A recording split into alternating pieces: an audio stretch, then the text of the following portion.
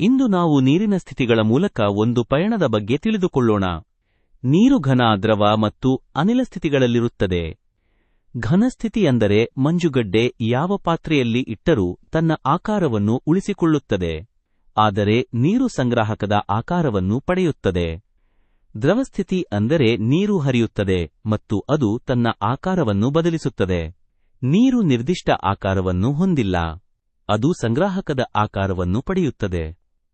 ಅನಿಲ ಸ್ಥಿತಿ ಅಂದರೆ ನೀರಾವಿ ದೊರೆಯುವ ಅವಕಾಶದಲ್ಲೆಲ್ಲ ಹರಡುವ ಗುಣವನ್ನು ಪ್ರದರ್ಶಿಸುತ್ತದೆ. ಅನಿಲಗಳು ನಿರ್ದಿಷ್ಟ ಆಕಾರವನ್ನು ಹೊಂದಿರುವುದಿಲ್ಲ. ನಮ್ಮ ಕಣ್ಣಿಗೆ ಕಾಣಿಸದಿದ್ದರೂ ಕೊಠಡಿಯ ಉಷ್ಣತೆಯಲ್ಲಿ ನೀರಾವಿ ಇರುತ್ತದೆ. ಹೀಗಾಗಿ ನೀರು ತನ್ನ ಸ್ಥಿತಿಯನ್ನು ತಾಪಮಾನಕ್ಕೆ ಅನುಗುಣವಾಗಿ ಬದಲಿಸುತ್ತದೆ. ಹಾಗಾದರೆ ನೀರಿನ ಈ ಸ್ಥಿತಿಗಳನ್ನು ನಾವು ಹೇಗೆ ಬದಲಿಸಬಹುದು? ಮಂಜುಗಡ್ಡೆಗೆ ಶಾಖ ಕೊಟ್ಟರೆ ಅದು ಕರಗಿ ನೀರಾಗಿ ಬದಲಾಗುತ್ತದೆ. ಇನ್ನೂ ಹೆಚ್ಚು ಕಾಸಿದರೆ ನೀರು ನೀರಾವಿಯಾಗಿ ಅನಿಲ ಸ್ಥಿತಿಗೆ ಹೋಗುತ್ತದೆ. ಶೀತಕದಂತಹ ತಂಪಾದ ವಾತಾವರಣದಲ್ಲಿ ನೀರನ್ನು ಇಟ್ಟರೆ ಅದು ಘನೀಕರಣಗೊಂಡು ಮಂಜುಗಡ್ಡೆಯಾಗುತ್ತದೆ. ಮಂಜುಗಡ್ಡೆಯನ್ನು ಹೊರಗೆ ತೆಗೆದರೆ ಮತ್ತೆ ಕರಗಿ ದ್ರವವಾಗುತ್ತದೆ. ಉದಾಹರಣೆಗೆ, ಮೇಣದ ಬತ್ತಿಯನ್ನು ಕಾಸಿದರೆ ಅದು ಕರಗಿ ದ್ರವವಾಗುತ್ತದೆ. ಮತ್ತೆ ತಂಪಾದಾಗ ಅದು ಘನವಾಗುತ್ತದೆ.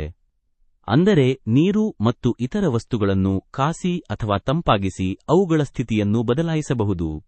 ಘನದಿಂದ ದ್ರವವಾಗುವ ಪ್ರಕ್ರಿಯೆಯನ್ನು ದ್ರವಿಸುವಿಕೆ ಎಂದು ಕರೆಯುತ್ತಾರೆ. ದ್ರವದಿಂದ ಘನವಾಗುವ ಪ್ರಕ್ರಿಯೆಯನ್ನು ಘನೀಕರಣ ಎಂದು ಕರೆಯುತ್ತಾರೆ. ಹೆಚ್ಚಿನ ಆಸಕ್ತಿದಾಯಕ ವಿಷಯಗಳಿಗಾಗಿ ಸಬ್ಸ್ಕ್ರೈಬ್ ಆಗಿ ನಮ್ಮ ಲೈಬ್ರರಿ.